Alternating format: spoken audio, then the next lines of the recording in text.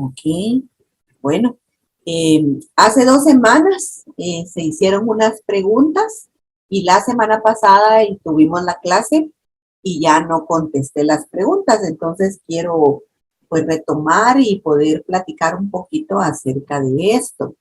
Una de las preguntas que quiero contestar hoy, y no voy a tomar mucho tiempo, y si hay necesidad la otra semana contestamos la otra, es acerca de la cremación.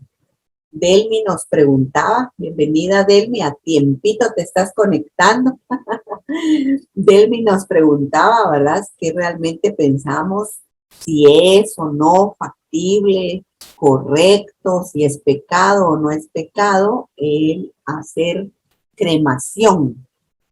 Y creo yo que es válido la pregunta y vamos a decir que todos los comentaristas que traté de leer y de buscar, todos tenemos la misma respuesta. No hay en la Biblia una explicación concisa, específica, con respecto a cremar el cuerpo. De hecho, bíblicamente hay casos en donde sí hubo cremación, inclusive después de haber muerto de una manera difícil. Por ejemplo, se cremaron los restos del rey Saúl, ¿verdad? Se cremaron los restos del rey Saúl. También aparecen cremaciones de otros reyes de Israel que hicieron de diferentes formas. Algunos estando ya muerta la persona, otro se encerró en su palacio y le prendió fuego y él mismo se quemó ahí adentro de su palacio, a un hijo. Hay diferentes relatos sobre esto de la cremación. Lo que sí, todos los comentaristas que leí, incluyendo un comentario del Vaticano, dice que la cremación es lo que menos se recomienda la iglesia por cuestiones de cultura, por cuestiones de honra para el cuerpo, pero que en realidad no tiene nada que ver con el destino eterno, porque como lo comentamos ese día, todos al final de cuentas vamos a terminar, si morimos, siendo polvo. Que la cremación acelera el proceso. Y en este caso, muy interesante, uno de los datos, y es que mucha gente hoy día ha sido cremada por causa del COVID. Y eso también es importante tomarlo en cuenta, ¿verdad? Porque el fuego purifica, ¿verdad? El fuego purifica, el fuego de alguna manera evita que esa enfermedad y esa y cualquier otra se siga propagando después de que el cuerpo está enterrado, ¿verdad? En cambio, en un cuerpo que se entierra y ahí se empieza ese proceso de descomposición, ese virus sigue ahí latente. En cambio, en una cremación se para, ¿verdad? Entonces, interesante, ¿verdad? Que realmente no hay, como les digo, algo que nos pueda decir a nosotros, eso está totalmente mal, ¿verdad? Está mal.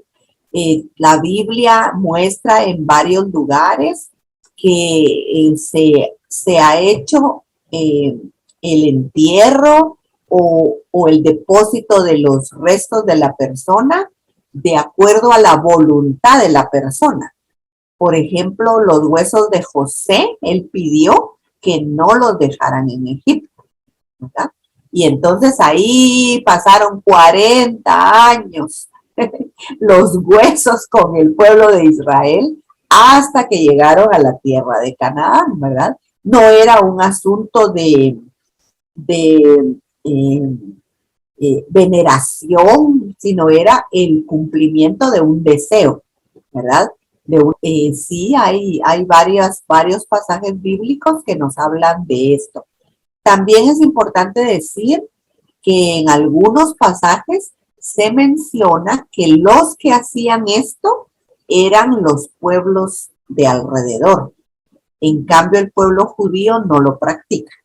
El pueblo judío lo tiene vedado. Ellos definitivamente no lo practican y ellos buscan el entierro, ¿verdad?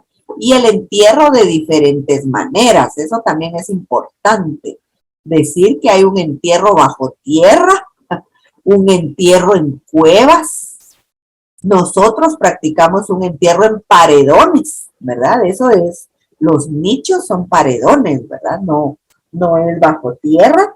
Entonces hay diferentes circunstancias. Y en este caso, por ejemplo, no podemos creer, le voy a decir mi opinión, no podemos creer que si alguien padeció de COVID y le tuvieron que cremar, ya entonces por eso perdió su entrada al cielo, ¿verdad? Si dijéramos que es pecado, ¿verdad? Que casi siempre que hablamos de pecado lo vemos desde ese punto de vista, lo vemos como salvación o perdición. Y que hasta la Iglesia Católica, les voy a leer cómo lo dice esta personalidad, el cardenal Blaise Cupich. Él dice, ¿verdad? Voy a leerles como dice él aquí. Estas regulaciones están diseñadas para darles a ustedes, los fieles, la sensación de paz, que solo puede venir de saber que su ser querido está bajo cuidado y que sus restos humanos están enterrados en tierra sagrada. Debido a esto, la instrucción tiene la intención de enfatizar las razones doctrinales y pastorales para la preferencia de la sepultura de los cuerpos y de emanar normas relativas a la conservación de las cenizas en el caso de la cremación. Ellos sí sugieren que está bien que cremen a alguien, que eso no interfiere con el alma, ¿verdad?, de la persona, pero no recomiendan que la cremación se haga y que la persona se lleve a su casa las cenizas o que las esparza, ¿verdad? La Iglesia Católica en ese caso ahí es donde da su postura, que al final si se queman los restos, luego esos restos se entierren, ¿verdad? Entonces, básicamente esas serían los comentarios y la respuesta. Voy a leerles unos argumentos. Argumentos a favor, por ejemplo, la cremación solo acelera el proceso de volver al polvo decretado por Dios. El cuerpo es corruptible y lo importante entonces es el alma, no el cuerpo. Dios tiene el poder para resucitar al cuerpo y nos dará a todos un cuerpo transformado, sea porque se haya vuelto cenizas o polvo de la tierra, rápido o despacio en un entierro normal. El Dios que formó al hombre del polvo tiene poder para hacerlo de nuevo. En contra, dice, por ejemplo, se ve como tratar al cuerpo humano igual que un desecho, ¿verdad? Como que se le da poco valor. Solo Dios debe disponer del cuerpo que creó. El cuerpo es templo del Espíritu Santo. Es una práctica asociada a ritos paganos, o sea, de otras religiones, ¿verdad? Enterrar a un difunto es un acto de misericordia corporal. Esas son los dos pro y contras, ¿verdad?, más grandes que encontramos. Y definitivamente yo creo que tiene que ver con convicciones personales.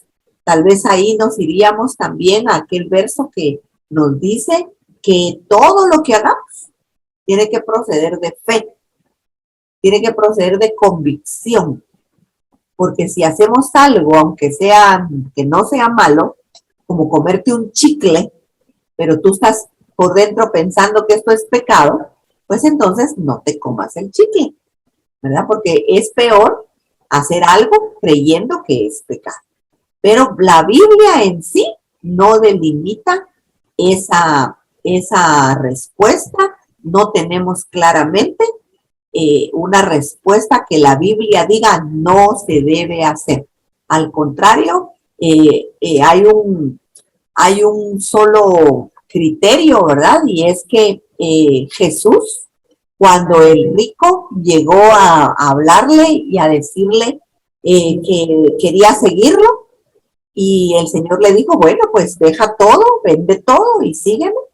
Y el joven rico le dice, solo déjame ir a enterrar a mi padre. Y él le responde, Jesús, deja que los muertos entierren a los muertos.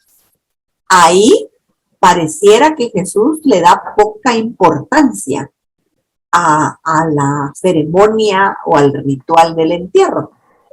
Y a raíz de eso también se saca entonces una conclusión de que en realidad lo que pase con nuestro cuerpo es secundario, no es tan importante como la decisión que se haga en vida y en todos los sentidos de seguir a Dios. Ese sería mi comentario. No sé qué tengas que decir tú, Tonito, y te entrego la clase. Bienvenido. Gracias a Dios que ya llegaste. Gracias, amor. No había visto que tenían encendido el micrófono.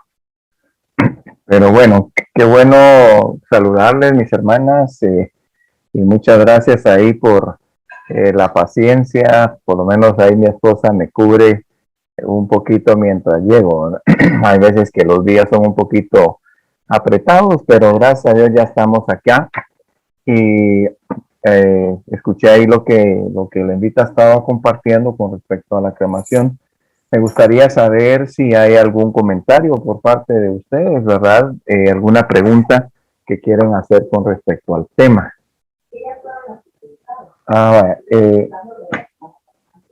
Ok, ya me está ahí poniendo al día de la invita. Bueno, una de las cosas, mis hermanas, que yo quisiera que en todos los estudios que realizamos tuviésemos bien claros es que el pecado del impío no se maneja de la misma manera que el pecado del creyente.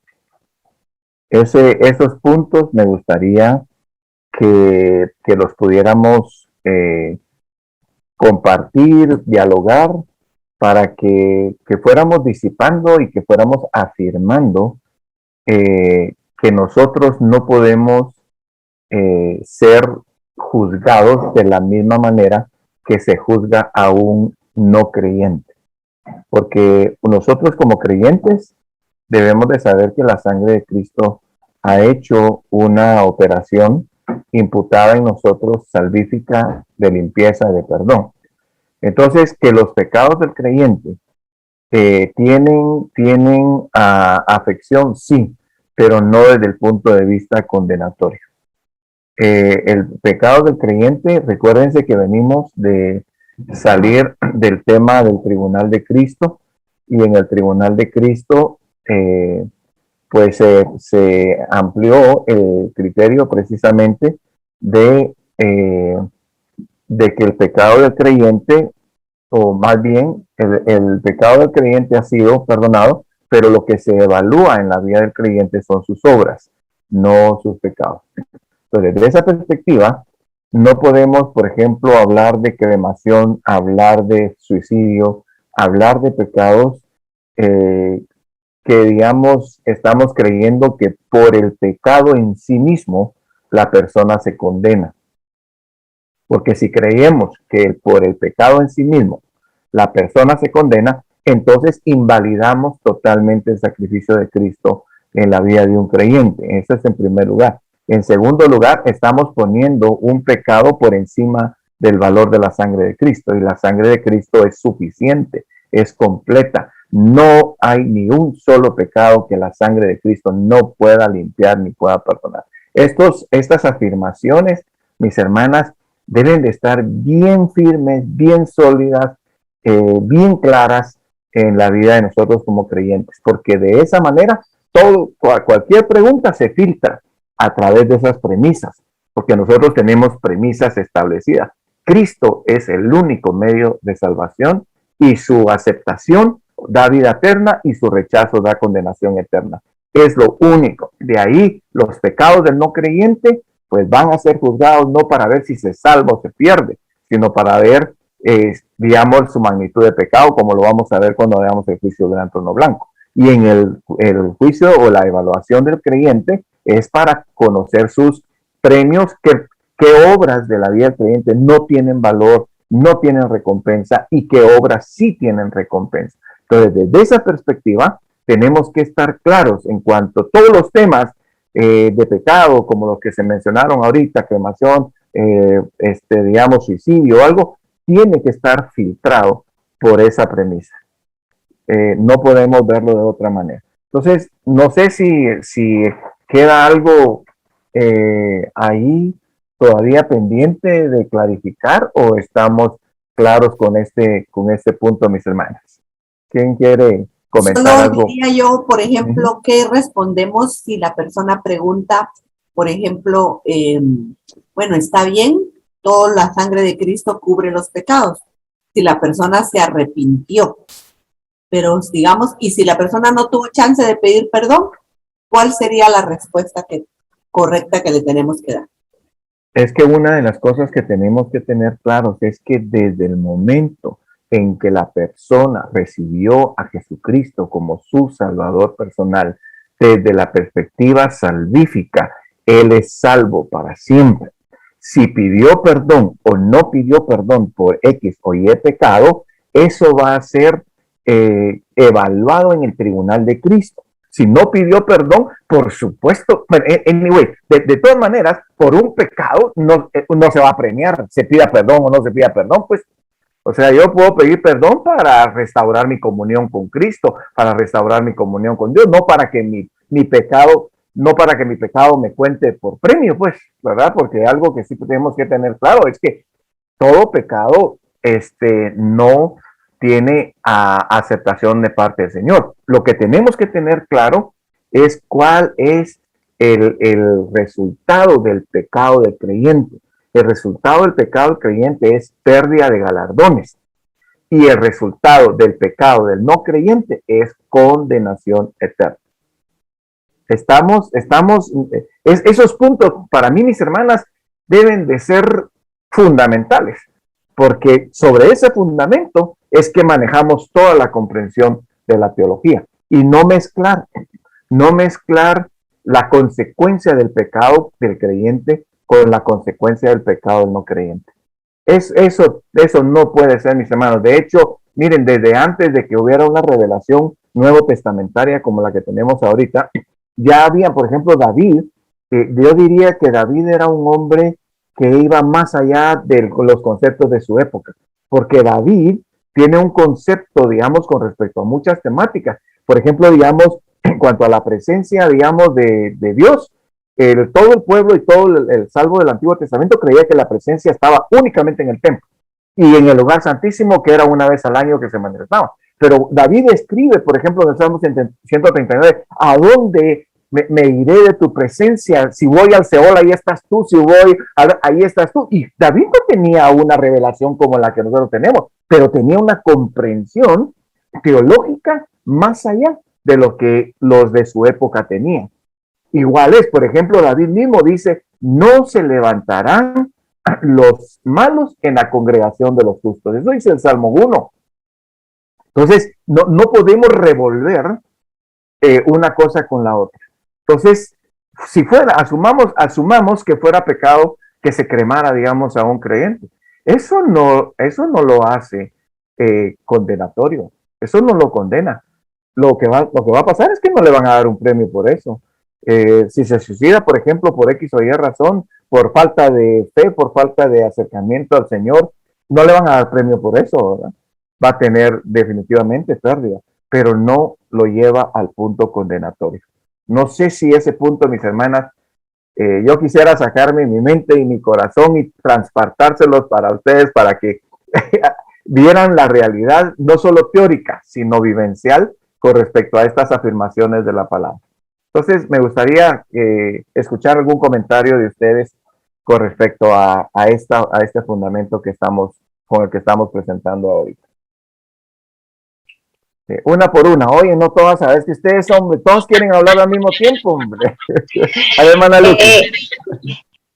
Delmi. Oh, Delmi, ok. Delmi. Sí, gracias. Buenas tardes, hermano. Sí, yo fui quien hice esa pregunta porque también derivado de ahorita de lo que hemos estado viviendo han sido muchos cuerpos cremados, ¿verdad?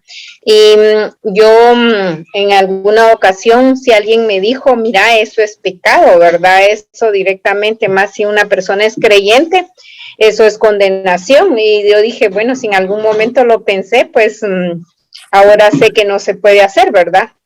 Y con lo que hermana Glendita estaba diciendo, prácticamente me queda bastante claro al ver que sí en la Biblia hay fundamentos, pero que ella dice, ¿verdad?, que esto es más que todo de la manera que uno cree o estudia la Biblia y cómo agarra cada argumento, ¿verdad? Entonces ya me quedo así como más tranquila con la terminación suya que me dice pues de que prácticamente el pecado del impío y del creyente no viene siendo igual, quiere decir que sí es juzgado, ¿verdad? Pero no viene siendo castigado de la misma manera, si lo vemos resumidamente. Exactamente, sí, gracias, hermana Delmi. Gracias por la aclaración. Aleluya, hermana Delmi. Bienaventurada es porque no se lo reveló sangre ni carne, oye, sino mi Padre que está en los cielos. Sí, hermana Luqui. Gracias. Fíjense que le agradezco esta aclaración que hizo del castigo, pues si se puede, en los creyentes y en los no creyentes, porque a mí me han dado dando la vuelta la cabeza. ¿Se acuerda que le conté que mi sobrino se suicidó? Entonces decía yo, Dios mío, entonces no se va a ir al cielo, y él fue presentado en la iglesia y aceptó al Señor en un encuentro de jóvenes y todo. Pero ahora me queda claro de que lo que va a pasar con él, que él no va a recibir su galardón, no va a recibir ningún galardón. Más los no creyentes sí tienen que pagar las consecuencias de lo que han hecho, ¿verdad? Es otro tipo de... Muchas gracias por esta aclaración. Me trajo mucha paz al corazón porque yo siempre vivo pensando en él, ¿verdad? Gloria al Señor, hermana Luqui, porque la realidad, mis hermanas, es que el propósito de que el Señor nos salve a través de Jesucristo es eso, que nosotros disfrutemos de su paz, disfrutemos del fruto del Espíritu. No, yo no concibo que un creyente que tiene a Cristo tenga que vivir acongojado por X o por Y, porque el propósito de la vida eterna no es esa. Y recuérdense que la vida eterna no la tiene uno cuando se va, la vida eterna la tiene uno en el momento en que recibe a Jesucristo como su Salvador personal, porque la oferta es tiempo presente. Jesús dijo, el que cree en mí tiene, no dice tendrá vida eterna, tiene. Entonces nosotros debemos de empezar a disfrutar la vida eterna desde aquí, que esta es la etapa terrenal y que cuando nos morimos ya pasamos a la etapa, digamos, eterna. Esa es otra cosa, pero el ofrecimiento es el mismo. Digamos, el premio o la otorgación de lo que se ha ofrecido es lo mismo. Entonces en ese aspecto tenemos que tener eso bien claro también. Así que vienen inspiradas ustedes, hermana Luqui, hermana Delmi, ahí, ¿verdad? Muy bien. Muy bien, no sé si hay alguna otra pregunta con este tema, si no, pues lo podríamos entonces ya. ¿Sí, hermana Mari? ¿Sí, hermana Mari?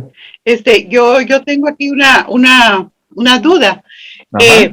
Así como estaba diciendo hermana Luqui, ¿verdad? Que su sobrino no va a tener ningún galardón. Yo pienso que si él ha tenido buenas obras, va a tener premios por esas buenas obras. Entonces sí puede recibir alguno, aunque su muerte haya sido así, ¿verdad? No quiere decir que su muerte haya sido así, le va a borrar todo, no se lo borra todo. Exacto, no va a recibir galardón por el suicidio, ¿verdad? Porque pero sí recibe galardón por las otras obras que hizo, que sí son agradables al Señor, definitivamente, hermana Mari. Ok, gracias. No les digo, pues, ustedes vienen inspiradas hoy, hombre.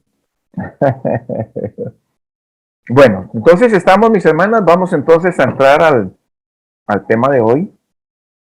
Y bueno, antes de entrar al tema de hoy, no sé si también estamos claros con el asunto del Tribunal de Cristo. Que el Tribunal de Cristo no es un juicio condenatorio, sino que es una evaluación para recompensas, ¿verdad? Ese es prácticamente el punto central de lo que va a ser el Tribunal de Cristo. Voy a presentarles pantalla porque voy a unir, déjenme ver aquí, sí. Voy a unir el Tribunal de Cristo con el tema que tenemos hoy. El tema que tenemos hoy tiene que ver con la tribulación, ¿verdad? Esa es las notas que ustedes tienen, ¿verdad? De la tribulación. Muy bien, entonces,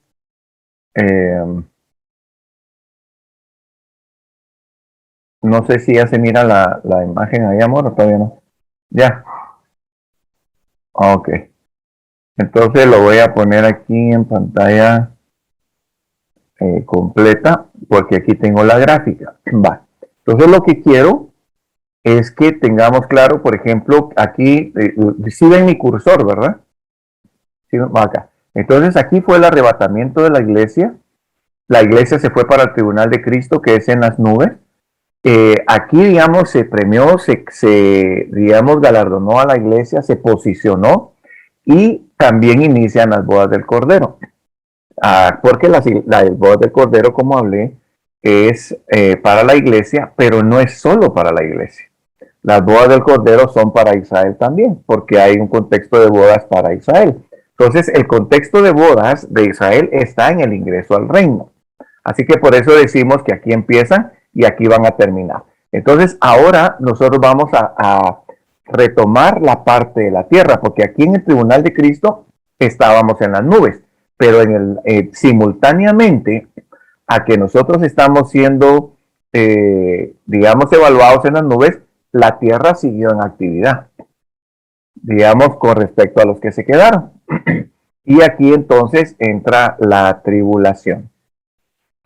Quiero que entonces espérenme, voy a sacarlo de aquí y me voy a ir entonces a ponerlo ya full screen porque esta pantalla, ok, aquí va. Entonces vamos a entrar al tema.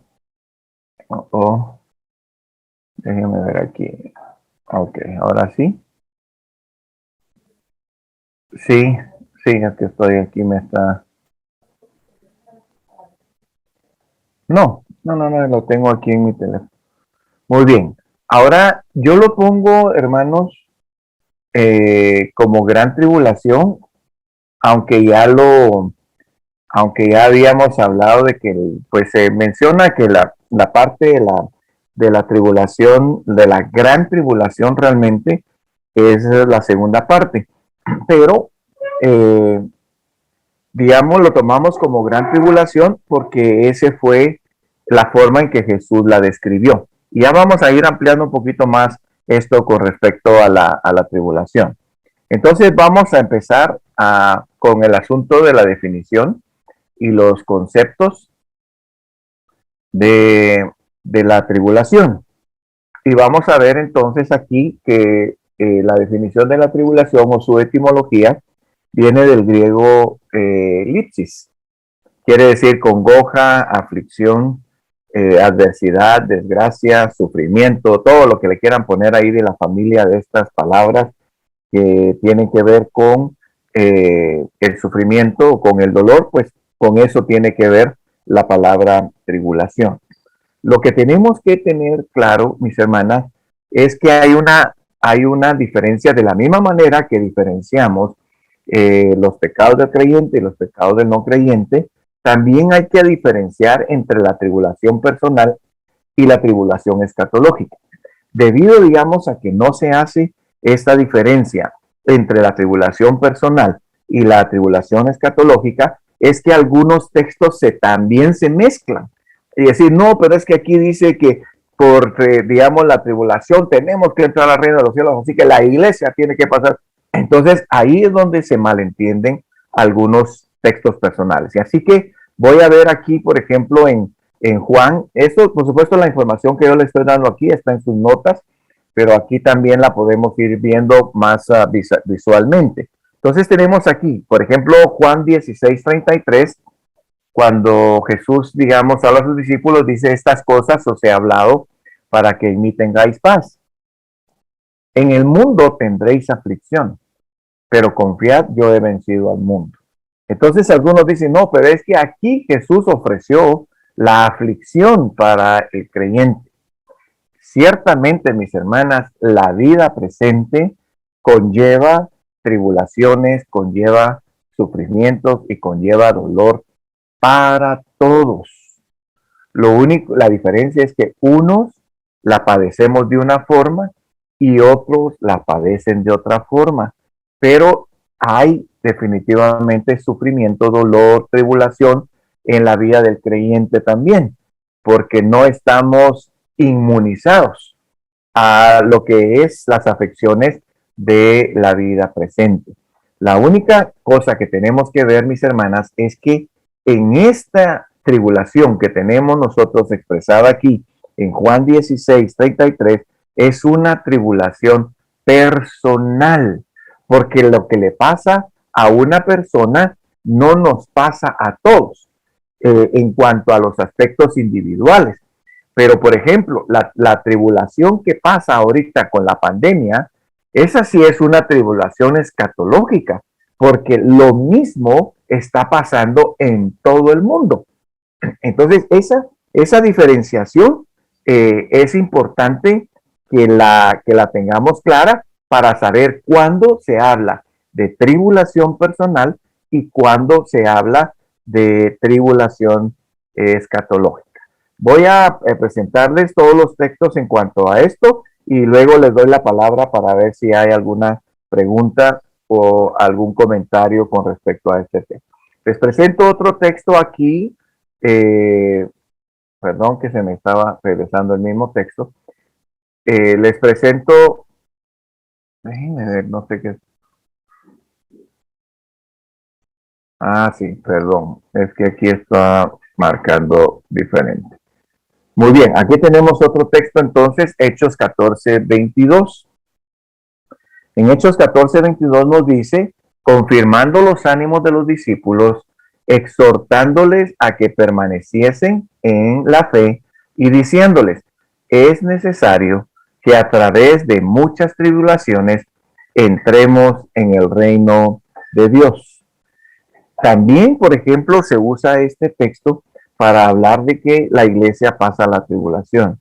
Pero por supuesto que el texto también de Hechos capítulo 14 nos habla de una tribulación personal. Y es necesario que a través de muchas tribulaciones entremos en el reino de Dios, es porque, no tanto porque hayamos sido llamados para sufrir, sino que el sufrimiento en la vida del creyente es con propósito formativo. Y además también, mis hermanas, soportar la prueba, soportar la tribulación, también trae galardón. Aunque no lo tengo, por ejemplo, digamos aquí en pantalla, me gustaría que viéramos lo que nos dice Santiago 1:12. Si tienen ustedes ahí como acceso, digamos, a su dispositivo, me gustaría que viéramos lo que dice Santiago 1:12. Y si alguien la tiene, pues, bueno, este texto creo que ya lo usó en alguna ocasión, bendita, porque aquí pues se nos habla del varón y decía que esto es para los varones, ¿verdad?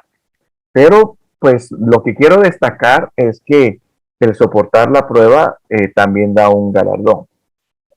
¿Alguna de ustedes me lo quiere leer? Yo lo tengo aquí. Sí. Ok, muy bien. 1, 2 y 3, creo yo, ¿verdad? 1:12, ahorita 1:12. 1, 12 es. Ajá, 1:12. Ay, perdón. Dice: bienaventurado el varón que soporta la tentación, porque cuando haya resistido la prueba, recibirá la corona de vida que Dios ha prometido a los que le aman. Muy bien. Aunque digamos, sí, ciertamente el texto especifica al varón que soporta la tentación. Porque cuando haya resistido la prueba, entonces recibe la corona de vida que Dios ha prometido a los que le aman. Entonces, ¿hay galardón en el soportar la prueba? Por supuesto. ¿Por qué?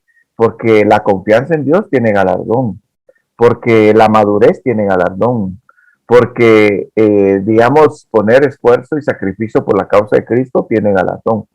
Entonces, todo lo que tiene que ver con crecer y con sobreponerse, digamos, alguna prueba, va a tener definitivamente un galardón. Voy a pasar entonces a la comparación con respecto a la prueba escatológica y luego entonces ya comentamos el tema. Vamos a ver aquí entonces en Mateo capítulo 24, 9, Jesús hablándoles, aquí el contexto sí es directamente de la tribulación de la que nosotros vamos a hablar esta tarde. Y dice entonces, os entregarán a tribulación y os matarán y seréis aborrecidos de todas las gentes por causa de mi nombre. Aquí, por supuesto, digamos que hay un ofrecimiento de tribulación, podríamos decirse en cierta manera para ciertos creyentes, y lo voy a poner así de esa manera, para ciertos creyentes, porque por supuesto le está hablando a los discípulos que creen. Pero la diferencia en este aspecto, mis hermanas, es que es directamente para el judío, para el creyente judío. No es para el creyente gentil que es parte de la iglesia. Quisiera, por supuesto, que los que quieran tener su dispositivo abierto a Mateo 24 para revisar el contexto de este texto bíblico, por supuesto que lo podemos hacer para ver con claridad que no tiene que ver con tema de la iglesia, sino que tiene que ver con tema del pueblo judío. Y voy a presentar este último acá para que después ya podamos hacer un intercambio de comentarios. Apocalipsis 3:10 está hablándole, por ejemplo, Juan a la iglesia de Filadelfia y le dice, por cuanto has guardado la palabra de mi paciencia, yo también te guardaré. Y lo que tengo ahí en blanco dice, de la hora de la prueba que ha de venir sobre el mundo entero. Esa expresión sobre el mundo entero hace de esta tribulación una tribulación escatológica y no personal, porque el mismo acontecimiento viene a suceder en todo el mundo, ¿verdad? No a una sola persona. Y luego dice para probar a los que moran sobre la tierra.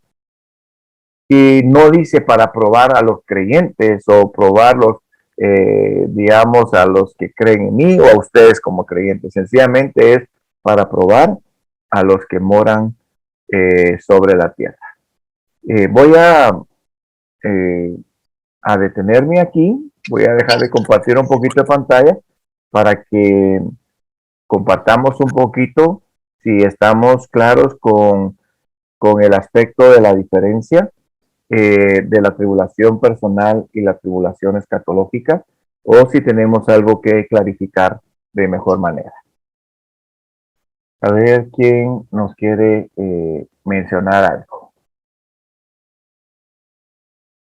Una por una, hermanas, por favor. No todas. Yo sé que es que ustedes, hombre, vienen muy con ganas de hablar mucho esta tarde. A ver, Chiqui, tú que eres la líder, la pastora de tu grupo aquí, ¿verdad? Ellas están esperando, queremos ver qué dice nuestra líder aquí, ¿verdad? Antes de que yo hable algo. No, pues yo pienso que está claro bien la diferencia entre la tribulación personal y escatológica, ¿verdad? Y lo importante es uno poder reconocer esos versículos que se refieren a cada una de las tribulaciones, porque uno mismo puede confundirlos, ¿verdad? Al leerlos. No saber uno si se refiere a todos o si se refiere solo a una persona. Entonces, pero ya conociendo estos versículos que tú nos dices, pues puede uno ya poder saber, ¿verdad? Uh-huh. O sea, pues que está claro como tú nos lo enseñaste. Ok, gracias, Chiqui. Recuérdense que los textos que usamos aquí son solamente ejemplos, pero no son los únicos textos, ¿verdad? Digamos, hay muchos. Entonces, hay muchos. Entonces, uno tiene que aprender a hacer esa diferencia de que cuando habla de una tribulación a nivel mundial, habla de tribulación escatológica. Cuando habla de algo que alguien pasa en particular, es una tribulación personal. ¿No estamos? Muy bien. Lili, ¿quieres mencionar algo? Te veo ahí pensativa, digo yo, es que está Lili, que estará ahí pensando. A ver, Lili. Hola, yo quisiera, O Anabelita, muy bien. sí, yo quisiera tal vez solo hacer una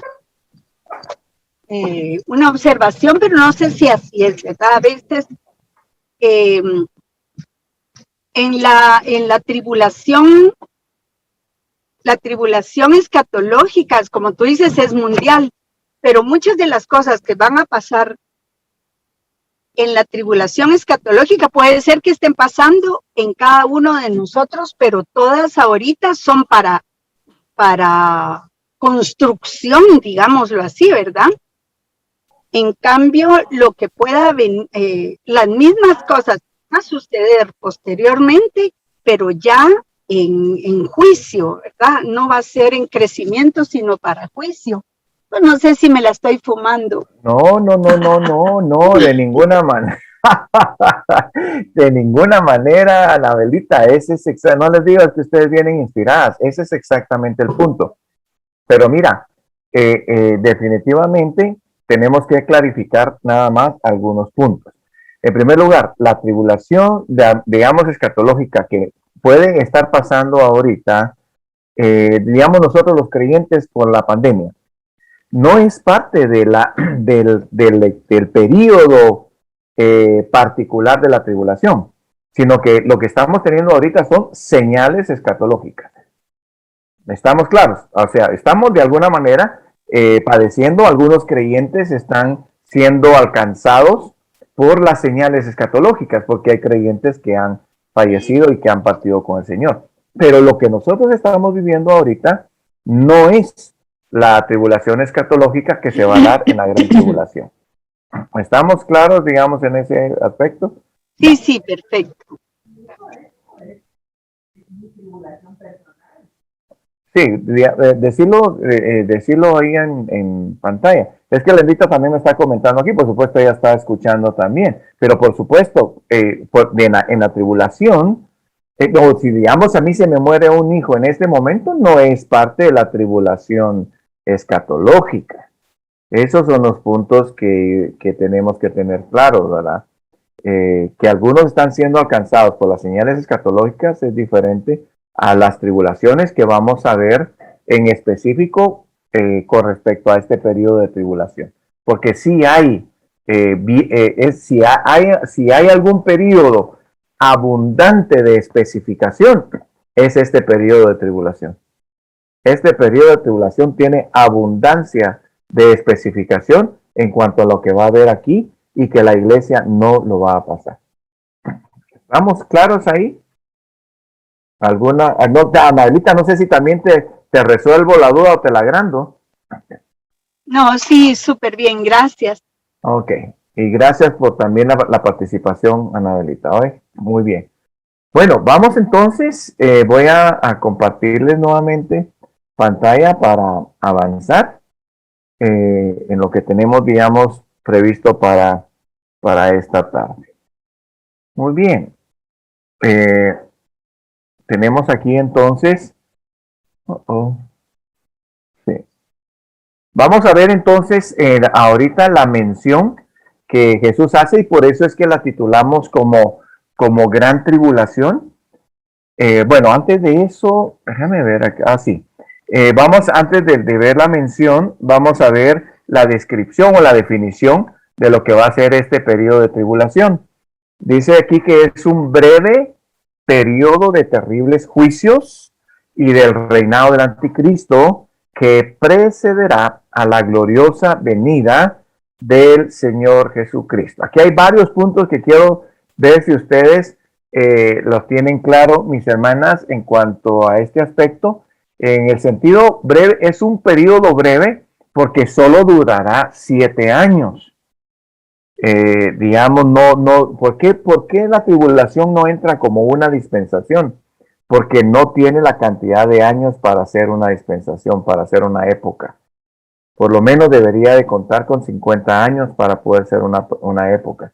Y este va a tener un periodo de 7 años. Ya vamos a ver algunos aspectos de dónde se sacan de que la tribulación es de 7 años. El otro punto que tenemos aquí es que este periodo va a ser del reinado del anticristo. El anticristo va a ser el personaje representativo de la máxima del mal sobre la tierra. Entonces, lo que tenemos acá, mis hermanas, es que Dios le va a ceder al mal su máximo poder, el máximo poder del mal, no el máximo poder de Dios. Y vamos a ver, hermanas, que el máximo poder del mal es inferior al mínimo poder de Dios y al mínimo poder del bien. Pero eso lo vamos también a ver más detenidamente más adelante. Ahora este punto, la tribulación precede, o sea que se da antes de la gloriosa venida del Señor Jesucristo.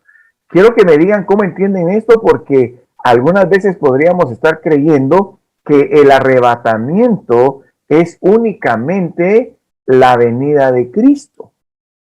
Y aquí nos está diciendo que la tribulación es antes de la gloriosa venida del Señor Jesucristo. ¿Cómo lo entienden? Quiero saber de ustedes, ¿cómo lo entienden? ¿Por qué tenemos esta definición en este periodo de tribulación? A ver, ¿quién se gana un aplauso por su comentario aquí con respecto a esta declaración? Cualquiera podría decir, bueno, ¿y no es que la venida ya se dio en el arrebatamiento? ¿Por qué nos está diciendo que la venida del Señor es posterior a la tribulación? A ver, Lili. Va a preceder a la segunda venida cuando ya baje con la iglesia, con los que estamos en el cielo con él. A eso se está refiriendo. Okay. A la venida del Señor Jesucristo, no al rapto. Ah, muy bien. Eso significa entonces que el arrebatamiento de la iglesia, lo voy a decir de esta forma, no es la venida total de Cristo a la tierra. Entonces, por eso es que en este caso, cuando hablamos de la venida del Señor Jesucristo, de su segunda venida, la vamos a describir como las resurrecciones. La venida parte A y la venida parte B. Porque la parte A es que Jesús sí salió del tercer cielo, pero no llegó a la tierra, sino que se junta con la iglesia en las nubes. Entonces a eso le llamamos una venida parcial, no total. Y ya después, como ya bien tú lo describiste, Lili, después al final de la tribulación, ya Cristo viene con su iglesia, que ya es la venida total. ¿Estamos en ese aspecto? Muy bien. Muy bien, entonces, perfecto. Gracias por las participaciones y las aportaciones. Lili, inspirada también esta tarde acá. Y ahora vamos a ver entonces aquí la descripción o la mención que Jesús hace en el capítulo 24 del versículo 21. Precisamente todo el capítulo 24 y 25, mis hermanos, está alrededor de esta descripción que Jesús hace acá. Mateo 24, 21 dice, porque habrá entonces gran tribulación, cual no la ha habido desde el principio del mundo hasta ahora, ni la habrá. Esto, digamos, cuando se arma toda la teología, en la teología sistemática, como lo estamos viendo, por supuesto que aquí era directo para el judío, porque como bien en una ocasión mencionó Anabelita, la segunda parte es la gran tribulación y la segunda parte es la persecución eminentemente para el judío. En la segunda parte ya no hay persecución gentil, porque todos los judíos, todos los gentiles estarán sellados para ese momento. Así que en la segunda parte sí es el judío el único que va a ser perseguido, y ahí todos los juicios de la tribulación se aumentan y la persecución de la bestia, en este caso del anticristo, se aumenta también en esa persecución. Quiero que miremos algunas características generales y de eso vamos a digamos, a ampliar un poquito más el concepto de por qué la tribulación es de 7 años. Aquí tenemos entonces que la totalidad del periodo de la tribulación es de 7 años y eso lo tenemos descrito en Daniel capítulo 9 y versículo 27. Si algunas tienen sus dispositivos ahí a la mano o su Biblia ahí a la mano, quiero que vayamos ahí para ver el contexto de este texto de Daniel capítulo 9, versículo 27.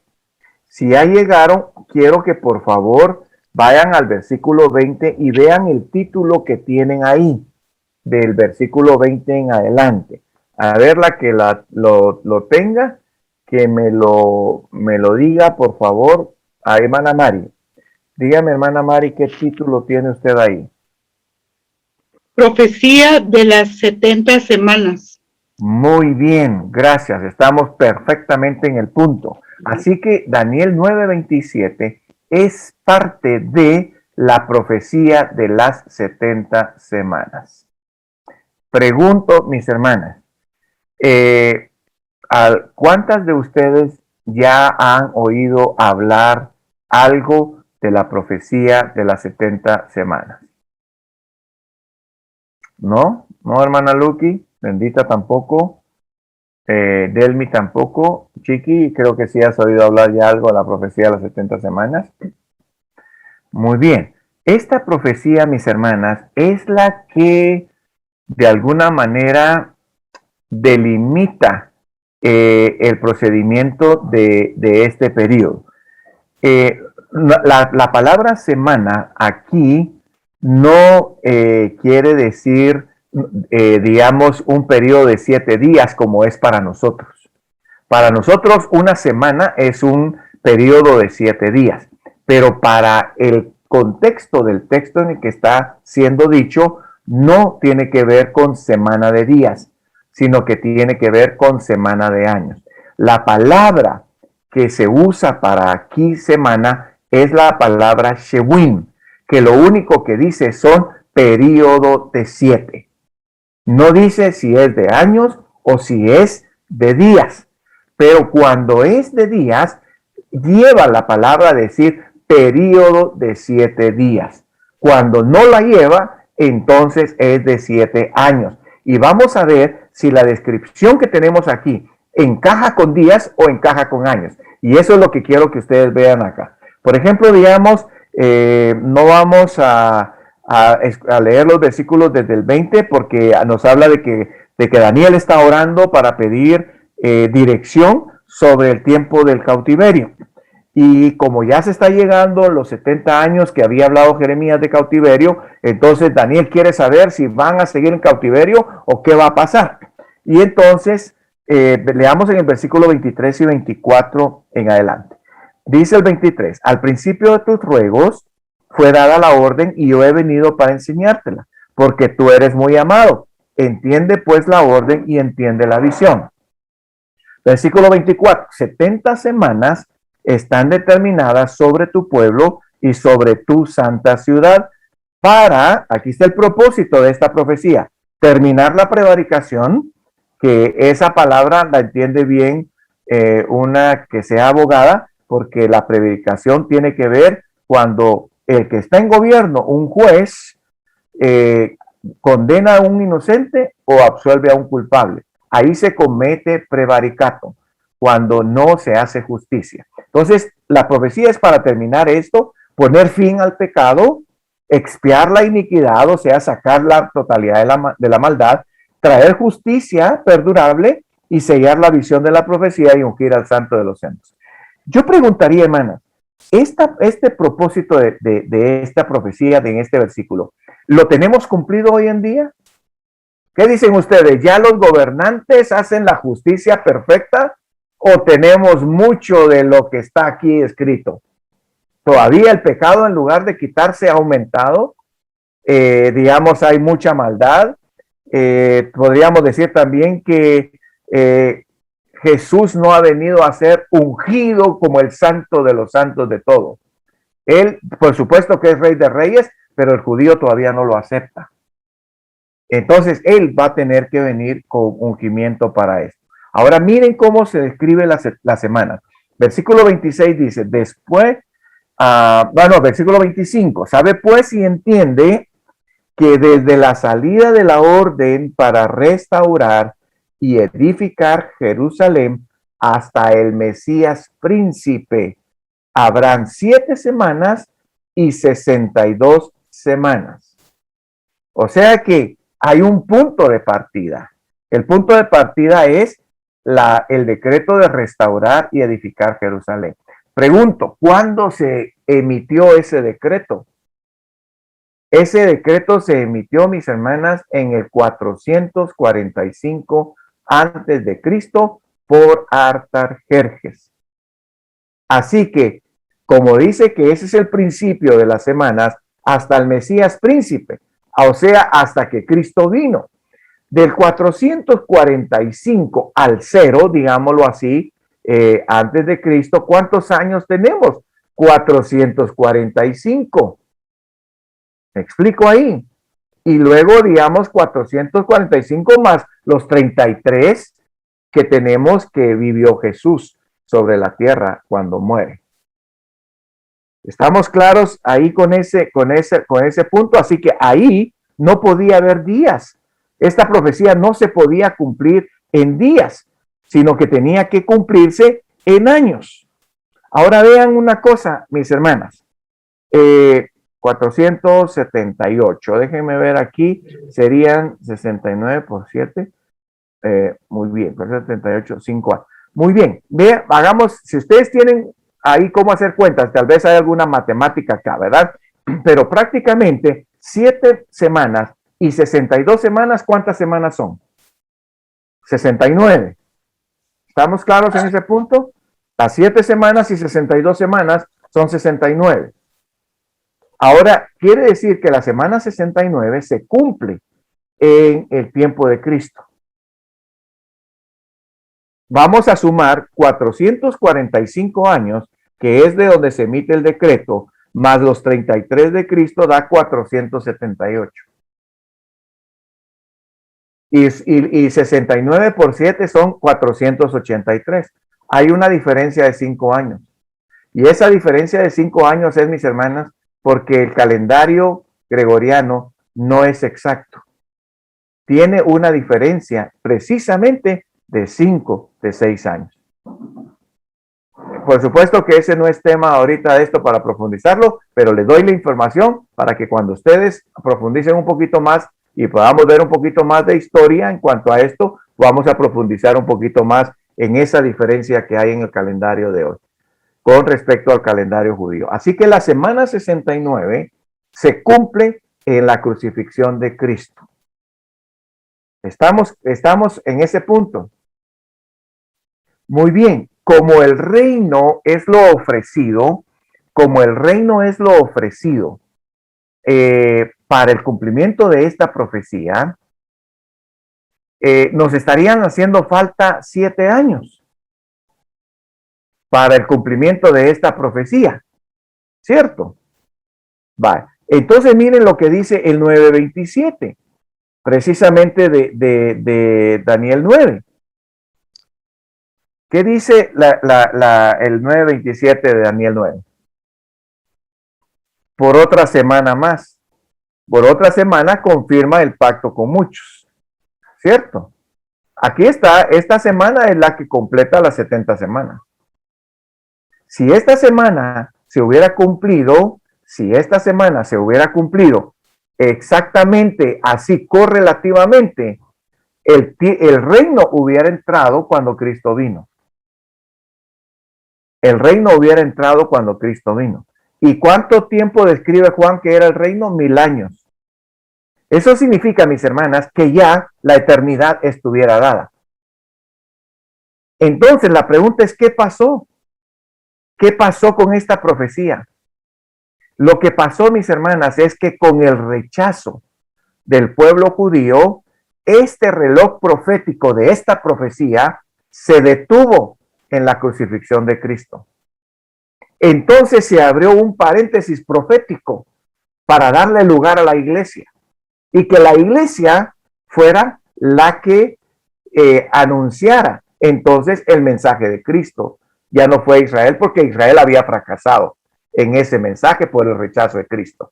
Cuando la iglesia es levantada, se cierra el paréntesis profético y se activa esta última semana, la semana 70 de Daniel 9:27. Por eso es que la tribulación es la semana 70 y es de 7 años y pues se va a dar lo que aquí en esta semana dice. Por ejemplo, dice que en el versículo 27, la semana confirma el pacto con muchos. A la mitad hará cesar el sacrificio y la ofrenda. Después de la muchedumbre de las abominaciones, vendrá el desolador hasta que venga la consumación y lo que está determinado se derrame sobre el desolador. Aquí quiero clarificar, mis hermanas, ¿quién confirma el pacto con muchos? ¿Quién es el que hace el pacto? El que está descrito en el versículo 26. Dice que en el versículo 26, después de las 62 semanas, o sea, de la semana 69, porque recuérdense que hay 7 y 62. Entonces, después de la semana 62, es semana 69, porque ya han pasado 7 antes. Luego dice, de las 62 semanas, se quitará la vida al Mesías. Aquí está la crucifixión, mas no por sí. Pero luego, ahí finalizó la crucifixión. Y luego dice, y el pueblo de un príncipe que ha de venir, destruirá la ciudad y el santuario. Aquí ya no es Cristo, aquí ya es el anticristo, que es el que viene a destruir. Entonces, el que confirma el pacto con muchos en Daniel 9:27 es el anticristo, haciendo un pacto con el pueblo judío. Por eso es que, como ahorita el pueblo judío está apartado, cuando entra el anticristo, entra aliándose con Israel para entrar a gobernar en la tribulación. Y hoy por hoy, mis hermanas, Israel se considera como la cuarta potencia. Yo diría que está ya mucho más arriba de la cuarta potencia del mundo. Se cree que la primera es los Estados Unidos, la segunda es Rusia, la tercera puede ser Alemania y la cuarta es Israel. Pero yo diría, mis hermanas, que a estas alturas, a lo que estamos viviendo, Israel se convierte ahorita en el centro del conflicto mundial. Casi que se puede decir que de las potencias ahorita a nivel mundial, la única que le queda dándole apoyo es Estados Unidos. De ahí Rusia no le está dando ningún apoyo. Todas las naciones del Medio Oriente en contra, enemigos de Israel. Entonces, digamos en la teología, todos estos aspectos, mis hermanas, pues hay que meterle un poquito de pestaña para irlo memorizando. Yo se los estoy comunicando para que ustedes lo sepan, no para que se lo memoricen, porque si les pidiera que se lo memorizaran, van a decir, mira hermano Tony, ahorita tengo la cabeza grande, ¿verdad? De toda la información que estamos teniendo solo de lo que sacamos de Daniel 9:27. Pero para mí era muy importante saber, porque ustedes supieran por qué la tribulación es de 7 años, y es porque es la semana 70 de esta profecía de 70 semanas. Bueno, vamos a ver si hay algún comentario. Les vuelvo nuevamente a dejar de compartir pantalla para que me digan qué lograron asimilar de lo que les compartí en este momento. ¿Podrías repetir todo otra vez? Sí, ¿verdad, Adelita? Para que... Lo bueno es que se está grabando, ahí se pueden poner ustedes a escuchar, ¿verdad? Y todo. Y eso es que se los di sintetizado, mis hermanos, por supuesto. La profecía de las 70 semanas es toda una clase.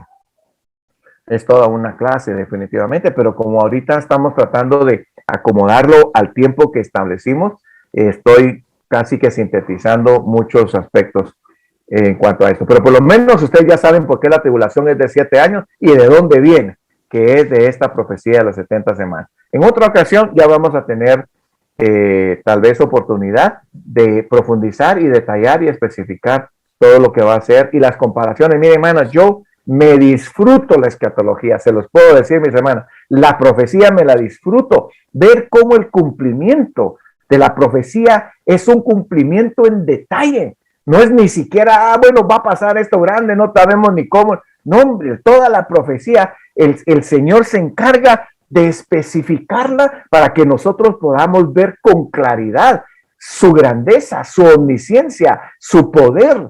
Es que, hermanos, de verdad, quien conoce al Señor de esta forma, miren, ¿qué puede andar dudando de lo que puede pasar en su vida, mis hermanas? Para nosotros, no, hombre, aquí en la tierra estamos para cumplir un propósito y el momento que el Señor me quiera llevar para la eternidad, muchísimo mejor. Como decía el apóstol Pablo, para mí el vivir es Cristo y el morir es ganancia. O sea, no hay, cuando conoce uno al Señor de la manera en detalle como lo describe la profecía, también nos podemos amparar como lo que dijo Job, de oídas te había oído, pero ahora mis ojos te ven con claridad.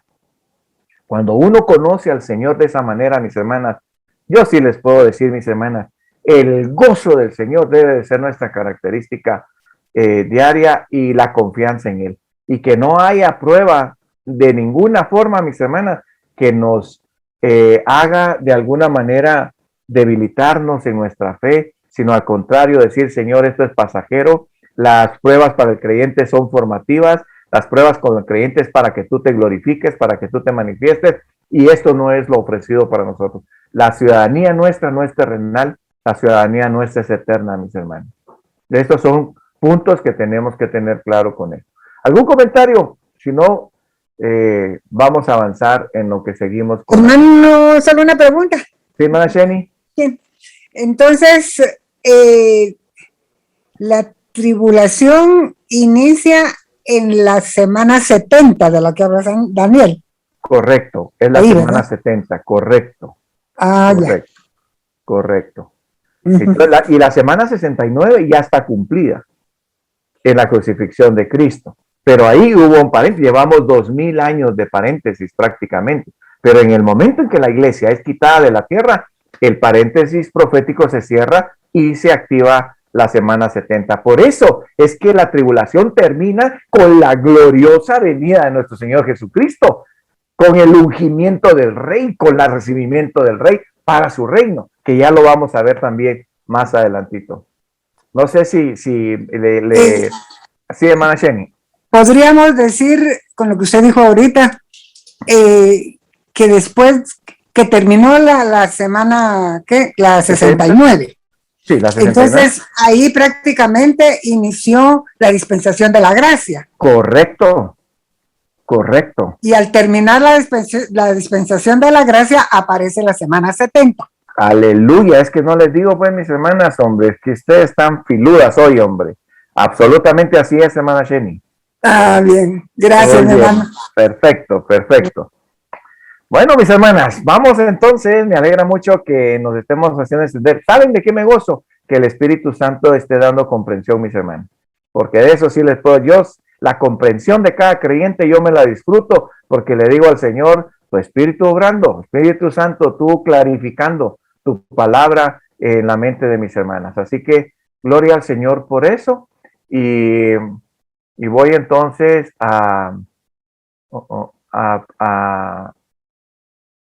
permítame un momentito. Voy a presentarles pantalla ahorita, de nuevo. Muy bien. Uh-huh.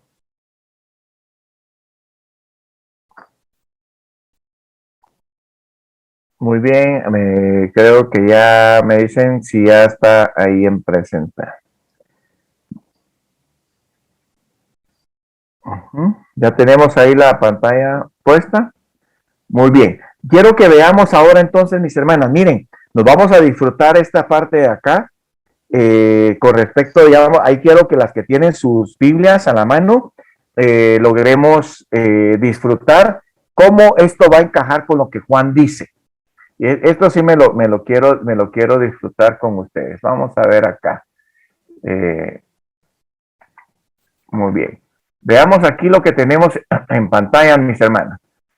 Aquí miremos, este periodo está dividido en dos partes, ¿verdad? Bueno, en Daniel 9:27, recuérdense que dice que a la mitad de la semana hace cesar el sacrificio de la ofrenda. Así que Daniel 9 parte la semana en dos, a la mitad de la semana. Y miremos cómo esto encaja con lo que Juan nos va a describir aquí. Apocalipsis capítulo 11. Apocalipsis capítulo 11, versículos 2 y 3. Muy bien, Apocalipsis 11, 2 y 3. Y, bueno, interesante, porque aquí se los tengo en pantalla, y luego el 12, 6, 14. Lo vamos a ver ahí en pantalla. Aquí tenemos la gráfica, y lo tengo acá. Miremos el 3. Dice, daré a mis 2 testigos que profeticen por 1260 días vestidos de silicio. ¿Alguien tiene una computadora o es buena para los números? Bueno, 1200. Y otra cosa quiero decirles, el año, digamos, judío era de 360 días y todos los meses de 30 días cada mes. Así que el año judío es de 360. Ahora miremos, 1260 días. Yo creo que, déjeme chequear una cosa. Denme un segundito acá.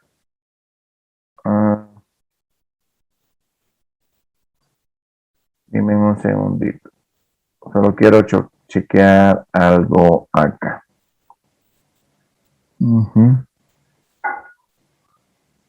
Muy bien. Antes de hacer esta, sí, perdón. Si quieren, miremos los textos y antes de hacer esta suma, yo se los voy a decir. Solo anoten.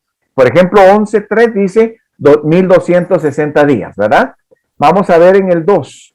El 11.2 dice, pero el patio que está fuera del templo, déjalo aparte y no lo midas, porque ha sido entregado a los gentiles y ellos hollarán, o sea, pisotearán la ciudad santa 42 meses. Quiero que me anoten 1260 días y 42 meses, que es lo que tenemos descrito en estos textos. De lo que Juan, ya vamos a sacar ahorita las cuentas. En el 12:14 dice que se le dieron a la mujer las 2 alas de la gran águila para que volase de delante de la serpiente al desierto, a su lugar, donde es sustentada por un tiempos y la mitad de un tiempo. Bueno, aquí solamente por ponerle textos de ejemplificación, pero más textos que Juan da especificando las mismas cantidades, las encontramos definitivamente en otros textos. Ahora vamos a ver aquí entonces, en esto, 1260 días dividido 360 que tiene el año, nos da 3.5. Son 3 años y medio. 1260 días son 3 años y medio. Ahora miremos 42 meses, dividido dentro de 12 meses que tiene el año, nos da 3.5. Es la mitad de la semana. Es una semana de años y no una semana de días. ¿Ven cómo la misma Biblia explica, hermanas? La misma palabra explica los contenidos, y es ahí donde nos encontramos esto. Miren ahora la expresión tiempos y la mitad de un tiempo. Tiempo es en singular, es uno. Y como solo habla de tiempos, entonces en la deducción teológica y lógica sabemos que el plural sin número sería el menor de los plurales. Aquí sería entonces que tiempos en plural es igual a 2.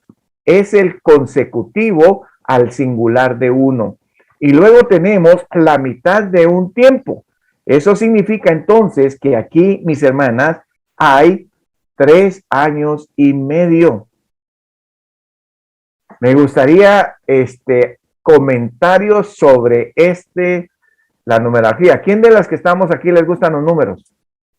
A ver, ¿quiénes son buenas para los números? Lili, ¿te gustan los números? Excelente. ¿Qué opina Lili de esta numerología que hemos usado en combinación con Daniel y Juan en Apocalipsis? de diferentes formas, días, meses de descripción. ¿Qué opinas de esto, Lili? A mí me gustan mucho los números, siempre me han gustado. El problema ahora pido 1000 disculpas, mi mente está absolutamente en otro lugar. Yo sé, Lili, no hay problema. Mi hijo lo tienen que hospitalizar, está muy, muy, muy mal. Entonces, sí, mejor voy a quitar la cámara, siempre estoy aquí, pero... Está bien, Lili, no tengas pena, y al finalizar vamos a orar por tu hijo, ¿oíste? Si vamos, y yo creo que este tema explicado de esta forma nos tiene que dar la confianza, Lili, que si el Señor se ha ocupado de poner su programa hasta en el último detalle, Él tiene el control de nuestra vida hasta en el último detalle también, Lili. Así que Dios está en control, Dios está en control de tu hijo, y vamos a confiar que Dios es el que va a dar la dirección del proceso que tu hijo está pasando. Pero vamos a orar y lo vamos a poner en las manos del Señor, Lili, ¿oyes? Gracias. Muy bien. ¿Alguna otra hermana tiene algún otro comentario?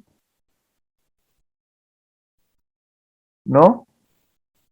Pues yo solo admirarme de la exactitud del Señor, ¿verdad? Y que la misma Biblia nos lo confirma en una y en otra parte, ¿verdad? Entonces, el Señor es tan exacto en todo, ¿verdad? Que se queda uno admirado. Y eso nos da más fe para creer que es cierto, ¿verdad? La profecía y todo lo dicho. Excelente, Chiqui. Yo creo que tú destacaste el punto principal, Lili, es la exactitud de Dios. Entonces, si Dios se ha ocupado de ser exacto, hermanos, de ser exacto en todo lo que Él, digamos, ha descrito, definitivamente va a ser exacto en el gobierno y en el control de nuestra vida.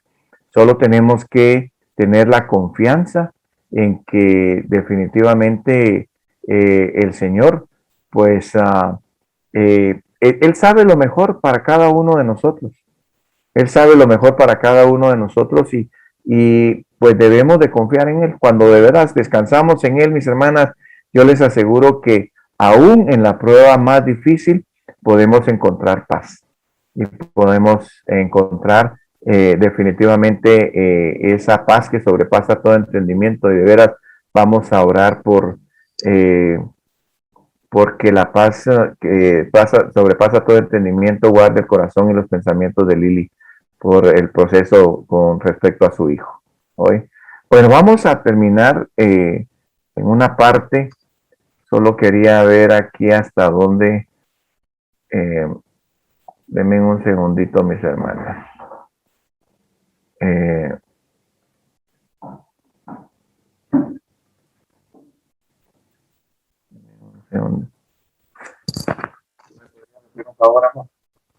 Es que no tengo el material que tienen ellas. ¿Hasta dónde llega la clase de hoy, por favor? Pero no lo tengo ahorita en vista.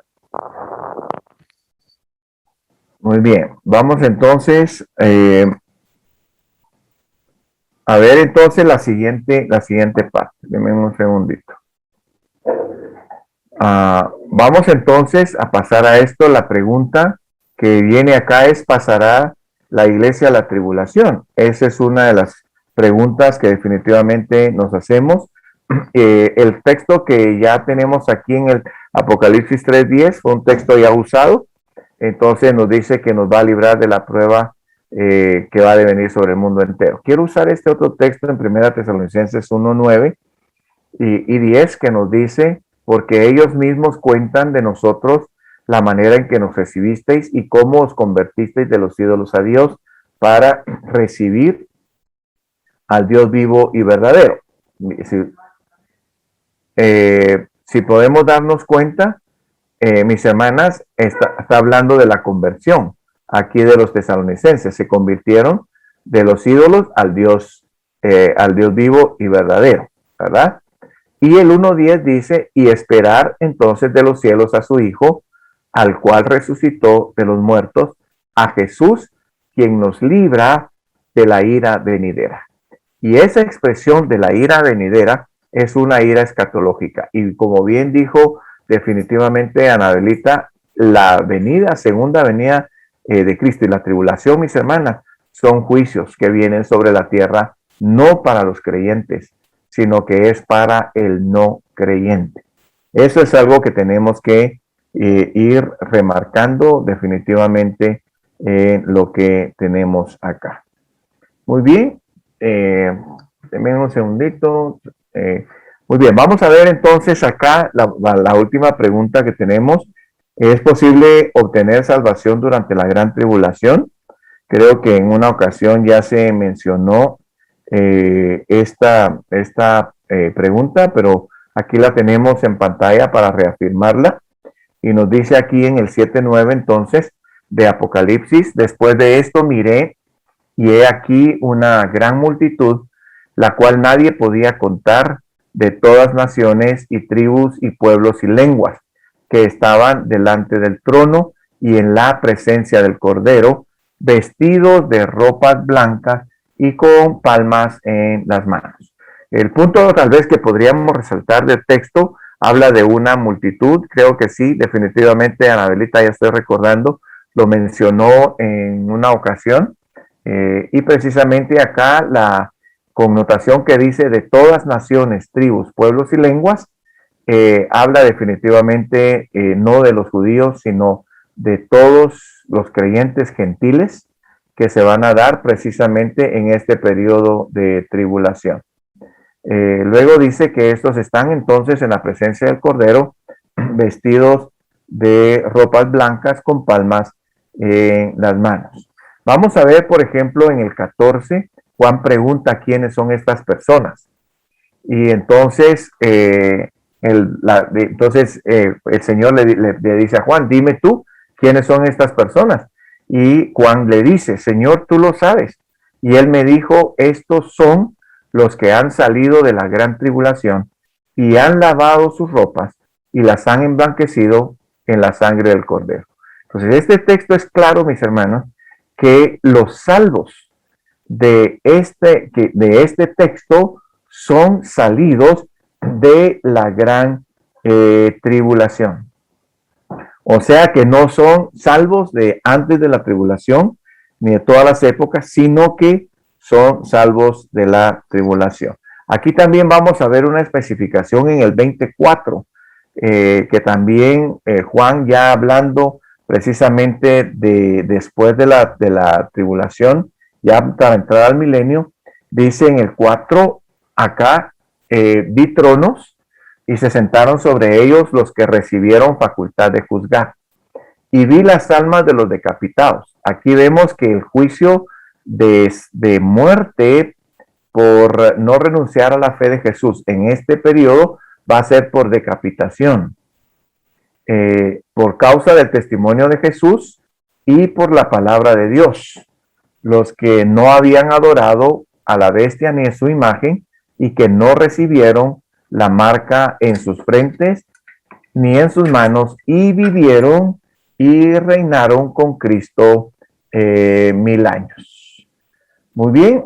Ajá, yo creo que ahí, sí, sí, muy bien. Aquí estaba viendo nada más hasta dónde estaban con su material y voy a tratar de avanzar hasta lo más que pueda. Pero si tienen alguna pregunta en cuanto a esto que estamos viendo, también no por eso vamos a dejar de responderla o de atenderla. Entonces vemos aquí que la pena de muerte de la tribulación será decapitación. Y ustedes recordarán, mis hermanas, que hoy ya es algo de lo que se está viendo, por ejemplo, en los lugares del Medio Oriente, cuando los creyentes que son enjuiciados mueren por decapitación. Así que eso es algo que nos presenta como señal que esto se va a establecer ya firmemente en la tribulación. Pero miren, interesante la parte final, que es lo que quiero que vayamos viendo para irnos preparando a la parte siguiente de la tribulación. Dice que estas personas habían sido decapitadas, estos creyentes, porque no habían adorado a la bestia ni su imagen, que no recibieron la marca en sus frentes ni en sus manos. Y luego dice, y vivieron. Esta palabra y vivieron es, y resucitaron, o volvieron a la vida. ¿Para qué volvieron a la vida? Reinaron con Cristo 1000 años. O sea que los de la tribulación también resucitan antes del milenio para reinar con Cristo 1000 años. Entonces, en el milenio habremos 3 grupos, mis hermanas. Ustedes lo tienen que recordar cuando lo veamos en específico: la iglesia, Israel y los salvos de la tribulación. ¿Algún comentario o pregunta de hasta este punto? ¿Vamos bien? ¿Sí? Muy bien. ¿Sí, Lili? ¿Y los salvos del Antiguo Testamento? También resucitan como en la parte, en la final de la tribulación. Como recuérdate que la tribulación están los judíos todavía pasándola. Si quieres, déjame ahorita presentar los 2 textos que tengo acá, y yo creo que eso va a responder tu pregunta, Lili. Si no la responde, yo la acomodo ahí, y si no me dices todavía no me queda claro, entonces la ampliamos. ¿Oíste? Dame segundito ahorita entonces para presentar estos 2 textos que vienen, y yo te doy la respuesta ahorita de lo que me acabas de preguntar. Muy bien, veamos aquí, por ejemplo, en Romanos capítulo 11, 25 y 26, nos va Pablo a dar 2 datos bien importantes. Por ejemplo, dice en el 25, porque no quiero, hermanos, que ignoréis este misterio, para que no seáis arrogantes en cuanto a vosotros mismos, que ha acontecido a Israel endurecimiento en parte. Si se dan cuenta acá, entonces Pablo está mencionando ese rechazo que hubo de Israel para Cristo debido al endurecimiento de su corazón. Pero miren cuánto tiempo le va a durar la dureza del corazón al judío. Lo tengo ahí en el color verde. Hasta que haya entrado la plenitud de los gentiles. ¿Qué pregunta le haríamos a este texto, mis hermanas? Entonces, ¿cuándo entra la plenitud de los gentiles? La plenitud de los gentiles tiene que ver específicamente con el último gentil salvo. O sea, cuando entra el último gentil salvo, se da la plenitud de los gentiles. Y el último gentil salvo entra a la mitad de la tribulación, porque a la mitad de la tribulación se establece la marca de forma universal, y el que no la acepte será decapitado por causa de su fe en Jesucristo. Así que ahí entra el último gentil salvo. Y miren qué va a pasar cuando se dé la plenitud de los gentiles, cuando se dé el último gentil salvo. Versículo 26. Y luego todo Israel será salvo, como está escrito: vendrá de Sión el libertador, que apartará de Jacob la impiedad. Eso significa, mis hermanas, que cuando entra el último gentil salvo, el anticristo traiciona a Israel poniendo su imagen en el lugar santo, como dice Daniel 9:27, quita los sacrificios y las ofrendas y pone su imagen para exigir la adoración para él. Ahí el judío se da cuenta que el anticristo no es su Mesías, y ahí reconoce a Jesús como su Mesías, como su Salvador. Y aquí Israel es salvo como nación. Como nación, todo Israel definitivamente es salvo. Entonces, Lili, vuélveme nuevamente a presentar, por favor, tu punto. En el milenio van a haber 3 grupos: la iglesia, los que fueron salvos en la tribulación, y ay, Dios mío, Israel. Israel, correcto. Entonces, ¿qué pasaba con los que habían muerto antes de Cristo, que no forman parte de ninguno de esos 3 grupos? Bueno, sabes una cosa, tal vez ampliaría un poquito la respuesta con respecto a Israel, Lili, y podríamos hablar entonces de los salvos del Antiguo Testamento. Tal vez ahí, en esa forma de expresarme, abarcamos a los salvos que están antes de Israel, porque los salvos antes de Israel vienen, digamos, desde antes de Jacob. Recuérdense que Israel se forma con Jacob, con los 12 hijos de Jacob. Pero antes de Jacob está su padre Isaac, y antes de Isaac está su padre Abraham. Y antes de Abraham, pues está Abel, que fue el hijo de Adán y Eva. Están Adán y Eva, está Enoc, que también no vio muerte antes de Israel.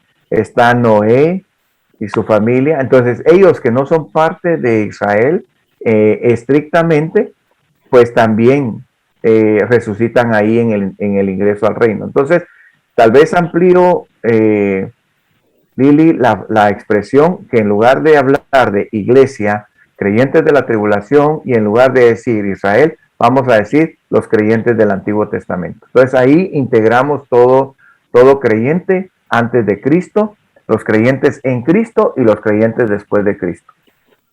Solo una última pregunta. Pero no sé si explico con eso tu punto, Lili. Sí, solo Sí. que ahorita se me estaba ocurriendo algo más. Al estar hablando de ellos, son, digamos, los de las tribus de Abraham, Isaac, Jacob y todos ellos. Pero en el resto del mundo habían personas. Ellos tuvieron oportunidad de saber claro, en los primeros estudios que hicimos, vimos que en alguna forma, aunque sea a través de la naturaleza, a través de la creación de Dios, había forma de que ellos entendieran que había un Dios creador de todo, un Dios verdadero.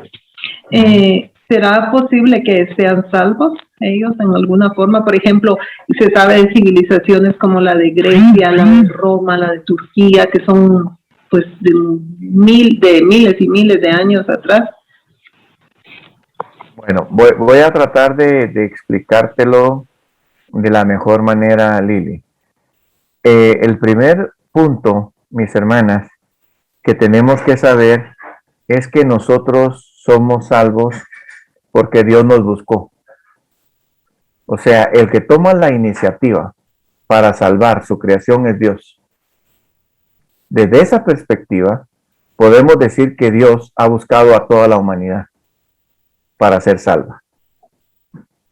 Él pone, digamos, en el mundo existente, por ejemplo, en aquel mundo existente, por ejemplo, Abraham surge desde que el mundo, déjame explicártelo de esta forma. ¿Por qué vino el diluvio? El diluvio vino porque dice que todo el corazón de la humanidad estaba corrompido únicamente al mal. Y el único que halló gracia ante los ojos de Dios fue Noé.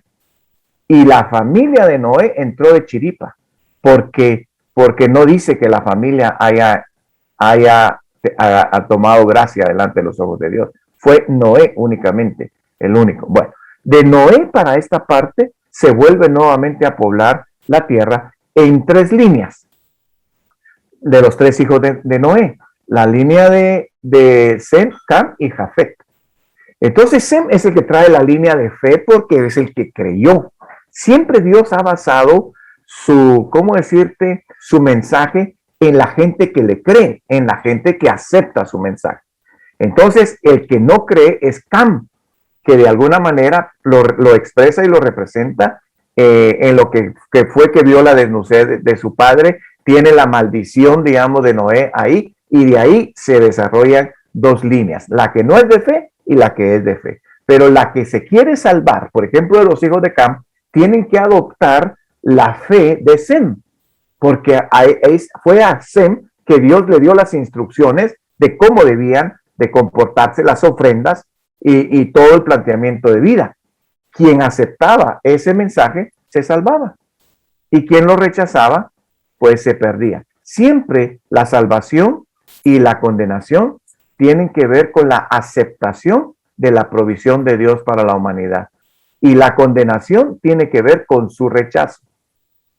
Entonces, digamos a la clarificación bíblica. Por ejemplo, aún si fuéramos en el Nuevo Testamento, que Juan dice en el 3:18, ¿verdad? Si quieren, me gustaría que lo leyéramos. Y ese punto, Lili, muy buen punto. Yo creo que por ahí vamos a ir quedando, aunque no voy a terminar todo, aunque no termine el punto, pero el contenido, pero sí quiero que tengamos claro ese punto en el que Lili presenta, porque para mí es un punto muy importante y es un punto que nos lo hacen con Glendita en muchos lugares, mis hermanos. Juan capítulo 3. Quiero que vayamos a Juan capítulo 3. Y vamos a leer versículo... Muy bien. Y vamos a leer el versículo. Quiero que veamos el versículo. Bueno, si quieren, leámoslo desde el 16, que es el versículo fundamental de la fe cristiana. Ese no lo sabemos, creo que todos de memoria, ¿verdad? Juan 3:16. De tal manera amó Dios al mundo que ha dado a su Hijo unigénito para que todo aquel que en él cree no se pierda, mas tenga vida eterna. Entonces Juan presenta su propósito de creer para el mundo. Dios es el que toma la iniciativa enviando a Cristo. Versículo 17 dice, no envió Dios a su Hijo al mundo para condenar al mundo, sino para que el mundo sea salvo por él. Si ustedes se dan cuenta, las expresiones de Juan es el mundo, no es Israel, no es solamente Sem o solo Jefet, es el mundo, esa es la expresión de Juan. Luego dice, mira el versículo 18, el que en él cree no es condenado, pero el que no cree ya ha sido condenado, porque no ha creído en el nombre del unigénito Hijo de Dios. Entonces aquí está claro que la condenación y salvación se va a dar para el que cree y el que no cree, en base a la provisión de Dios para el mundo, no para Israel. Y vean el versículo 19. Dice, esta es la condenación, que la luz vino ¿a quiénes? Al mundo. La luz vino al mundo. Y los hombres amaron más las tinieblas que la luz, porque sus obras eran malas. Entonces, algo puedo decir yo, mis hermanas, en cuanto, digamos, a estos textos. La condenación no es la ignorancia. La condenación es el rechazo a la luz. Estoy seguro, mis hermanas, que Dios no va a condenar a ningún inocente. De eso podemos estar completamente seguros. Como tampoco va a salvar a ningún culpable en el sentido de rechazar el mensaje del Señor. Entonces, yo diría, Lili, que según los textos bíblicos, a mí no me puede constar, pues, porque lógicamente uno solo presupone. Vamos a presuponer que hubieron culturas que nunca escucharon del Evangelio. Esa es presuposición nuestra. Según lo que la palabra me dice a mí, es que Dios se dio a conocer al mundo. De hecho, un parámetro que podemos sacar, mis hermanas, es que la historia se divide en antes y después que Cristo. Es la historia universal, no es la historia bíblica, no es la historia cristiana, no es la historia de fe, es la historia universal. Entonces, todo el mundo sabe que la historia se divide en antes y después que Cristo. Por lo menos hablamos de Cristo para acá. Ahora de Cristo para atrás. Yo sí creería, mis hermanas, que Dios siempre se ha dado a conocer. No tenemos especificado, ni tengo claro el decirte, mira, aquí, digamos, Dios les habló y esto y lo otro. Lo que yo sí puedo decir, mis hermanas, es que Dios ha buscado a su creación para salvarla, porque es un Dios de amor, pero que dentro de los que le llega la luz para ser salvos, unos la aceptan y otros la rechazan. Y en el rechazo es donde está la condenación en cuanto a esto. No sé, Lili, si logré responder tu pregunta, tu punto, si hay algo más que se necesite clarificar. No sé si mis hermanas, ustedes tienen otro punto que quieran clarificar, que se clarifique, que quieren. Voy a dejar de compartir pantalla porque yo creo que ya no vamos a terminar lo que nos faltaba.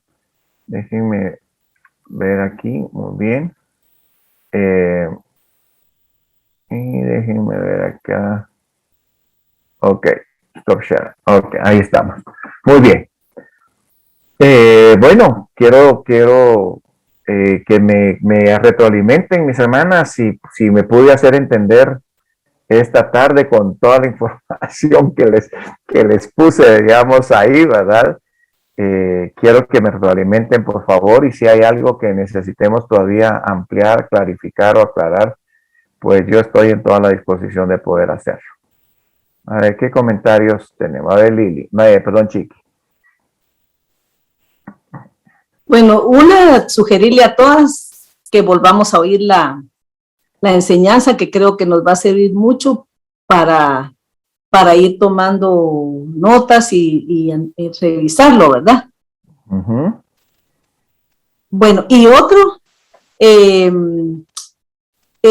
de la segunda parte que le estabas explicando a Lili, hay unos versículos en Romanos capítulo 1, que tú lo sabes, dice, cuando a uno le preguntan si, por ejemplo, aquellas tribus que nunca oyeron del Señor, ellos van a ser salvos o no, ¿verdad? Entonces dice aquí, porque Romanos 1:20, porque las cosas invisibles de Él, su eterno poder y deidad, se hacen claramente visibles desde la creación del mundo, siendo entendidas por medio de las cosas hechas, de modo que no tienen excusa.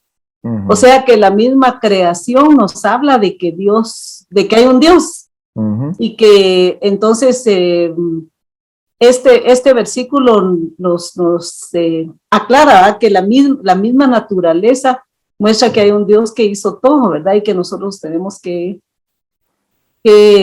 darle gloria, honra a Él y saber que Él nos hizo a todos, ¿verdad? O sea que no hay una excusa. Excelente, Chiqui. Definitivamente el texto fundamental, ¿verdad? Ese texto que tocaste es fundamental. Yo diría que se me venía a la mente también ahorita mientras tú estabas comentando el texto, Chiqui, que fíjense que yo me atrevería a mencionar, a ver qué me opinan ustedes, que como el texto que tocó Chiqui, la creación es suficiente para dejar sin excusa a nadie para saber que hay un creador. El corazón que tiene, que disposición a entender el mensaje de la creación de un creador, Dios de alguna manera le profundiza su revelación profunda, porque tiene un corazón de disposición de aceptar esa verdad revelada. Pero hay corazones que ni siquiera lo evidente tienen disposición de asimilarlo y de quererlo. Entonces Dios dice, si no vas a creer en lo sencillo, en lo evidente, en lo que ahí está, ¿cómo vas a creer la revelación que requiere, una revelación especial? Porque hablamos de una revelación general y hablamos de una revelación especial. Entonces, por ahí yo creo que podría ir también una razón que podríamos explicar al punto en que Lili nos presenta, ¿verdad? Y ese es entendible y aceptable, mis hermanas. Muchos siempre tenemos la duda de si todos recibieron el anuncio, digamos, si todos recibieron la noticia. Por supuesto, como nosotros no tenemos capacidad comprobativa, ¿verdad? O sea, no podemos comprobar si todos la recibieron, Dios sí. Y estoy seguro de que Dios en la hora de los juicios, pues va a revelar cómo cada quien recibió la manifestación de Él, cómo recibió el anuncio, cómo recibió el mensaje y cuál fue la actitud de cada persona. Para eso precisamente son los juicios, para establecer la verdad. Y nosotros, por supuesto, solo podemos suponer porque no tenemos capacidad comprobativa en este momento, aunque la vamos a tener cuando estemos en el juicio, porque nosotros vamos a servir de jurado en el juicio del Gran Trono Blanco. Ahí nosotros vamos a tener comprobación de quienes recibieron la verdad, cómo la recibieron y cuándo la rechazaron. No sé si, bueno, amplió un poquito Lili, pero muy difícil la pregunta, muy difícil encontrar una respuesta así muy clara que nos deje convencidos totalmente. Pero espero poderte haber contribuido un poquito, Lili, ¿oíste? En cuanto a ese punto.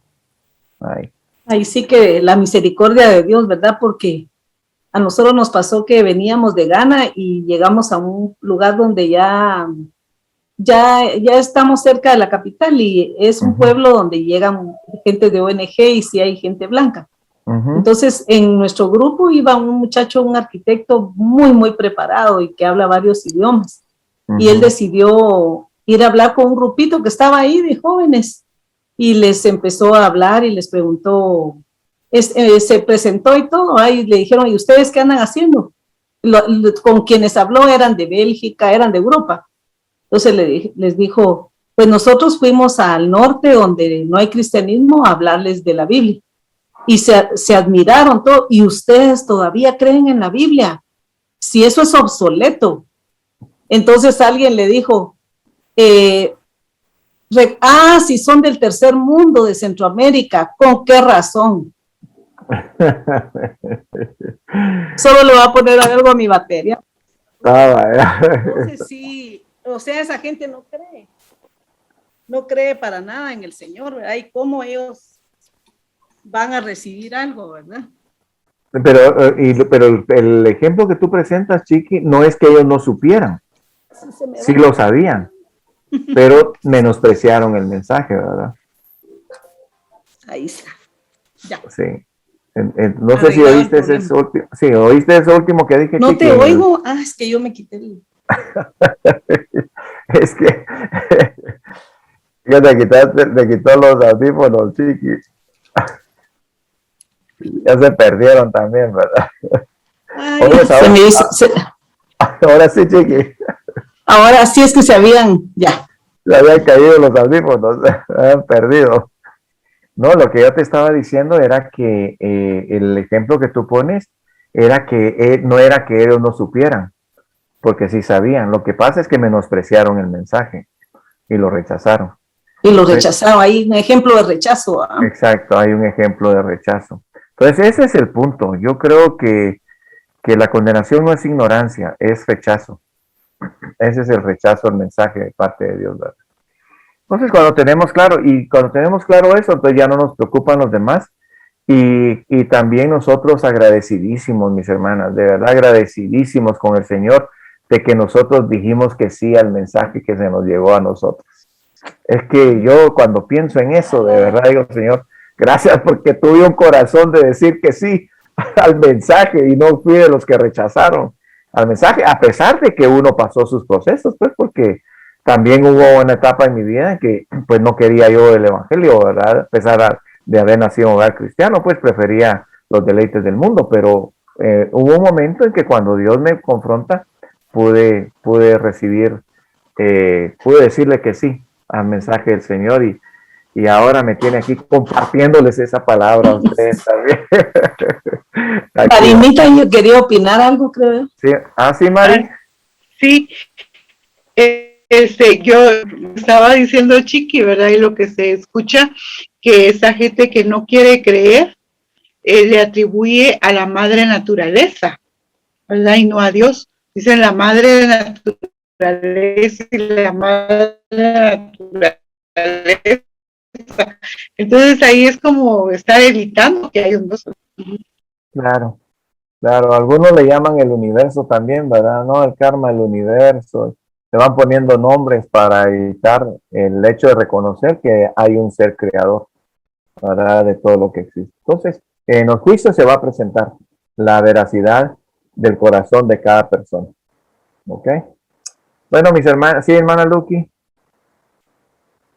Mire, yo entiendo la pregunta de Lili, qué bueno que la hizo, porque yo también he pensado en eso, porque como dice Chiqui, así como en Ghana, que hay mucha gente que es musulmana y se ha ganado, sí, gracias a Dios que ha usado a Chiqui para ganar y a otros misioneros, pero así como en las selvas lacandonas y todo eso, hay una canción de Marcos Witt que dice, enciende una luz, y dice, ¿verdad? Que cómo oirán si nadie les ha hablado del Señor, si no les han enseñado a leer la palabra. Entonces sí causa cierto, pero es que nuestra mente es tan finita que no podemos entender el alcance que tiene Dios para llegar al corazón de las personas, ¿verdad? Entonces sí se queda uno, pero mejor pensar que así como no vemos a Dios, Así pasa con esta gente que de alguna u otra forma les va a llegar la salvación. Claro, ¿verdad? claro. Y como todavía no tenemos todo, todavía tenemos mucho tiempo que pasar y también el mandato que como estábamos hablando con Chiquio en la mañana, lo que del mandato del Señor de ir por todo el mundo predicando el Evangelio, ese es nuestro llamado, ¿verdad? Yo he tenido la oportunidad de viajar con Chiqui al África y también vemos cosas que todavía no asimilamos, ¿verdad, Chiqui? Con las cosas que hacen en Ghana, pero es cuestión de cultura y de poner uno su granito de arena, ¿verdad? Pero, como le digo, no, Sí. la mente no alcanza. Sí, yo creo que usted señaló un punto muy importante, hermana Lucky, es el hecho de que somos finitos y somos muy limitados, mis hermanas, para pretender comprobar que algo es de cierta forma. Por eso es que nuestro amparo únicamente es la palabra, ¿verdad? Si la palabra lo dice, pues yo me amparo a ella y me fundamento en ella, aunque no lo logre comprobar todo ni lo logre entender todo, ¿verdad? Asimilarlo, diría yo. No lo logro asimilar todo, ¿verdad?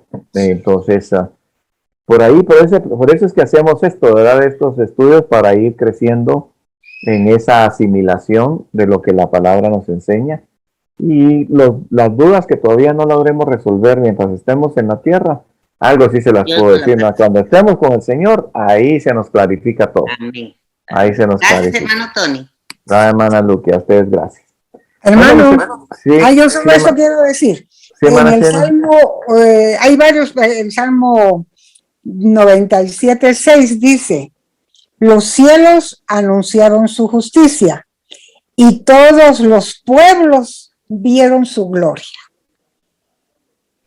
¿Verdad? Bueno, De una forma u otra. Además existieron los profetas y mucha gente conoció a los profetas de ese tiempo y sabían de lo que los profetas hablaban, ¿verdad? Entonces, al menos tenían la idea de un Dios que había, un Dios glorioso, maravilloso, ¿eh? Solo, hermano, gracias. gracias, hermana Sheni. Definitivamente, pues, como bien dice en el texto que mencionó hermana Sheni, aún el 19 también dice que los cielos cuentan la gloria de Dios y el firmamento anuncia la obra de sus manos. Pero vamos a admitir, mis hermanas, que nos cuesta un poquito asimilar que todos sepan del Evangelio, ¿verdad? Y que eso nos mueva para hacer un evangelismo un poco más fuerte, digamos, en nuestras vidas, de anunciar el Evangelio a las personas y concientizarlo, ¿verdad? Y cuando estemos ya en los tribunales, pues ahí bueno, es más, yo diría que desde el momento en que nos vamos, se clarifican muchas cosas, porque la mente nuestra está sujeta al cuerpo, que es el que nos limita, pero una vez salimos del cuerpo, ya nuestra mente se amplía y se logran entender. Yo diría que muchas cosas no vamos a necesitar ni siquiera preguntar que nos las explique, porque ahí se nos va a clarificar muchas cosas, ¿verdad? Así que mientras estemos en el cuerpo, paciencia, hermanas, ¿verdad? Porque no lo vamos a poder asimilar todo. ¿Ok? Bueno, vamos entonces, mis hermanas, a concluir. Ya nos pasamos un poquito del tiempo, pero espero que la jornada de hoy, pues,